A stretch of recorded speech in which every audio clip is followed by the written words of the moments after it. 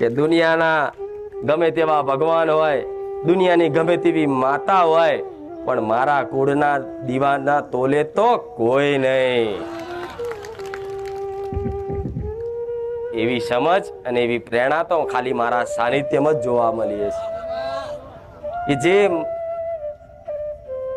પોતાના કરતા તે એમની કુળની માતાનું મહત્વ વધારે સમજાવે છે, મહત્વ આલે છે.